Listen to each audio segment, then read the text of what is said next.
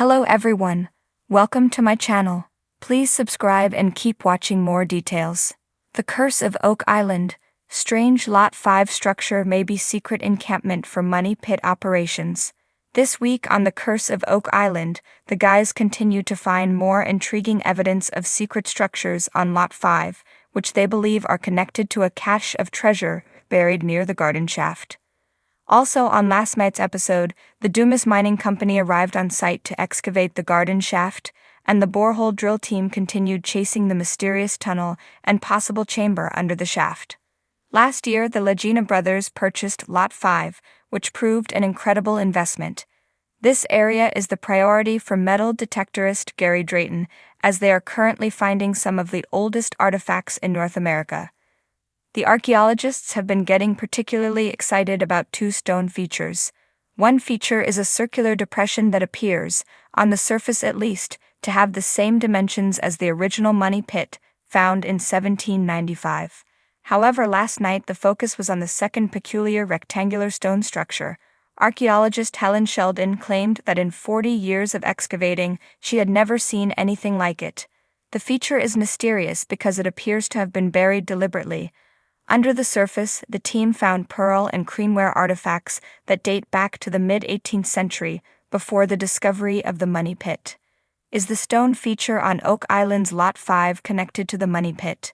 Jack Begley, Alex Lagina, and Helen speculated that this may have been a secret encampment inhabited by treasure depositors who used the site to organize a treasure-burying operation at the garden shaft. There is no historical record of any building or structure on Lot 5, which leads the guys to wonder why these structures were kept hidden.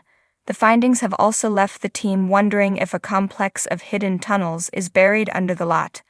Also, on last night's show, the borehole drilling team kept hitting wood around the 100-foot mark under the garden shaft. Over the last few weeks, they have clearly identified a massive tunnel in the area, which appears to be 7 feet high in places. However, with the arrival of the Dumas crew, the borehole drill team has to move aside to make room for the miners' crane. Dumas miners laid out plans for garden shaft on Oak Island. Last night, Dumas laid out the agenda for the coming weeks for the garden shaft. First, they must pump out all the water accumulated over the winter. Then, they will use a hammer grab tool to deepen the shaft by about 20 feet. This means they should hit the same tunnel the borehole drill guys first discovered. The Dumas guys will also conduct probe drilling in a 40-foot diameter around the shaft, which should detect any valuables. Don't forget Dr. Ian Spooner said the treasure is likely within a 20-foot diameter of the garden shaft. Finally, once the guys have detected the location of the valuables, or something of interest, Dumas will build a lateral tunnel out to that spot. And voila! They hopefully find the elusive buried treasure. Easy peasy, lemon squeezy. As Rick Lagina suggested at the end of the episode, they don't know if there is actual treasure down there, but they have never been so hopeful about finding something of great importance. The legend of Oak Island had always been shrouded in mystery, but it was Lot 5 that kept even the most hardened treasure hunters awake at night. The whispers of an ancient structure, discovered deep within the island's rugged terrain, sent ripples through the small community of those who still believed in the promise of the money pit. But this structure wasn't just any discovery, it was something far more ominous, something that hinted at a deeper, darker secret hidden beneath the island's soil. The structure was first stumbled upon by a team of explorers, who, despite decades of digging, had found nothing but despair. Oak Island had a way of playing tricks on those who sought its treasure, leading them down paths that twisted and turned like the roots of its ancient trees. But Lot 5 was different. It was as if the island itself had allowed this particular secret to surface, a beckoning hand to the curious. The structure was not grand or imposing, but it was undeniably deliberate. A series of stone walls, meticulously placed, formed a square that stood in stark contrast to the natural landscape. The stones, worn smooth by centuries of wind and rain, seemed out of place, as if they had been transported from a far-off land and assembled here for a purpose long forgotten. The surrounding earth had been disturbed, not by time, but by human hands, suggesting that this place had been of great importance to someone, or something, long ago. It didn't take long for the theories to emerge. Some believed it to be a simple outpost, a place where early settlers or pirates might have camped while they plotted their next move. But others, those who had spent their lives chasing the legend of the Money Pit, believed it to be something more.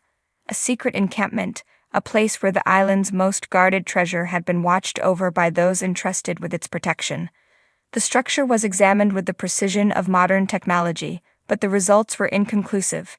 There were no signs of a fire pit or the remains of meals, no shards of pottery or trinkets that would indicate who had lived there, but the lack of evidence was in itself telling. Whoever had built this place had done so with the intention of leaving no trace behind. As the sun dipped below the horizon, casting long shadows across the island, the air grew thick with the weight of history. The treasure hunters gathered around the structure, their flashlights casting eerie beams of light across the ancient stones. In the stillness of the night, it was easy to imagine that the spirits of those who had once called this place home were watching from the darkness, guarding their secrets with silent vigilance. Theories continued to swirl among the group. Some speculated that the structure had been a decoy, a way to lead would-be treasure seekers away from the true location of the Money Pit. Others suggested it was a meeting place where the island's original inhabitants had come to conspire, planning the elaborate traps and tunnels that had claimed the lives of so many who sought their fortune. But there was one theory that stood out from the rest, a theory that sent chills down the spines of those who heard it. What if this structure had been built not to hide the treasure, but to protect it? What if it was a place where a select few had been chosen to stand watch over the Money Pit, ensuring that its secrets would never be discovered by the unworthy? The idea that the structure was a secret encampment for those who had been tasked with safeguarding the island's greatest treasure added a new layer of mystery to the already enigmatic Oak Island. The treasure hunters began to dig deeper, both literally and figuratively, trying to uncover the truth behind the structure on Lot 5. They sifted through the soil, hoping to find even the smallest clue that would unlock the secrets of the past. But the island had other plans. Each day as they dug, the ground seemed to shift beneath their feet, as if the island itself was alive, reacting to their intrusion. One night, as the group huddled around a campfire, they shared stories of their findings. A cold wind blew in from the ocean, carrying with it the scent of salt and decay. The fire crackled and popped, sending sparks into the inky black sky. They spoke in hushed tones, as if afraid that speaking too loudly would awaken whatever spirits lingered on the island. "I think we're not supposed to be here," one of them said, his voice trembling.